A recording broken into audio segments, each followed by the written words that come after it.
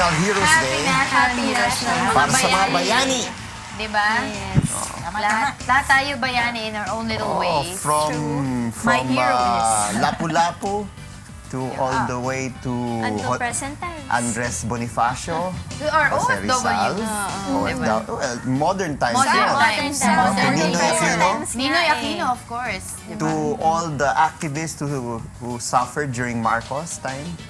Yan ang kwan yan ang nakalagay sa... Yes. Ay, naku, Inquiry. hinak yung kanilang website. yung isang kaibigan ko nandyan Anyway.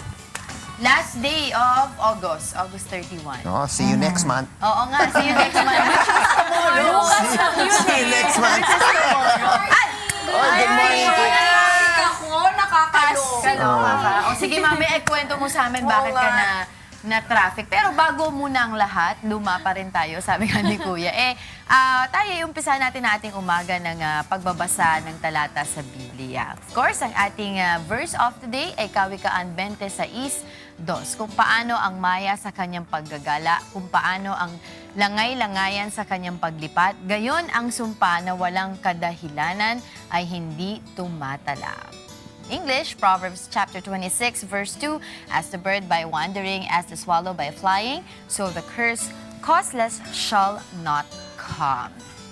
Yan yung mga sumpa-sumpa na sinasabi, no? Pero para sa mas malalim na kahulugan, Monica? Yes, sumpa-sumpa. Itong madalas natin napapanood sa mga movies, diba? Yung mga sinusumpa kita, ganyan. Tapos akala natin, kasi yun yung napapanood natin, nagkakatotoo yung sinasabi nung sumusumpa. Pero ano ba sinasabi ng Biblia tungkol dyan? Totoo bang kapag ikaw ay nagsumpa na isang tao, magkakatotoo yung sinabi mo sa kanya? Siyempre, sasagot nito ay si Brother Eli Soriano para sa ating Biblically Speaking.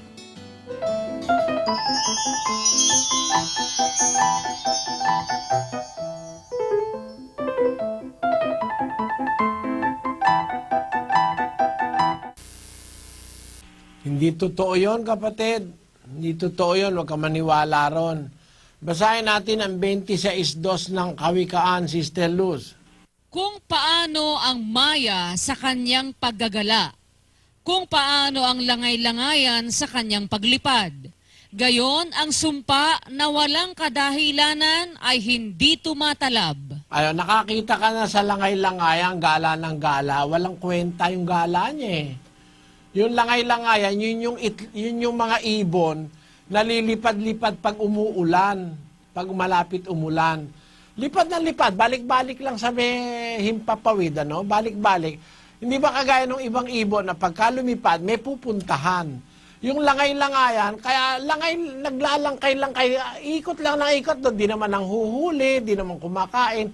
Ganun lang sila, baliwala yung lipad nila, yung langay-langayan. Para rin yung maya mahilig maglilipad, wala namang gagawin. Ano? Pareho yan nung langay-langayan. Ano ibig sabihin? Walang kwenta yung kanilang lipad kung minsan dahil hindi naman sila naghahanap ng pagkain. Ganon din naman yung sumpa na walang kadahilanan ay hindi tumatalab. So kahit isumpa mo ng isumpa, wala naman dahilan, hindi tatalab. Oh. Kaya nga kahit mangkulam ka ng mangkulam, merong mga mangkukulam, kulam ng kulam, kung wala naman akong ginagawang masama, hindi tatalab ang kulam mo. Yun ang ibig sabihin doon, kapatid. Kaya hindi ko mo isinumpa mo yung tao, tatalab na.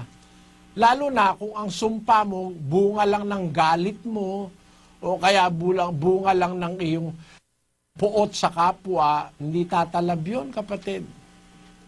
Kung lalo na wala naman dahilan yung pagsumpa mo. Yun po ang sagot ng Biblia, kapatid. At saka wag nating susumpain ang kapwa-tao. Dahil lalo na kung hindi naman masyadong masamang tao, wala namang ginawang napakatinding kasamaan sa'yo. Ang totoo, kahit nga gumawa ng kasamaan, utos ng Diyos, patawarin eh. O, di ba? Paano mong papatawarin kung susumpain mo?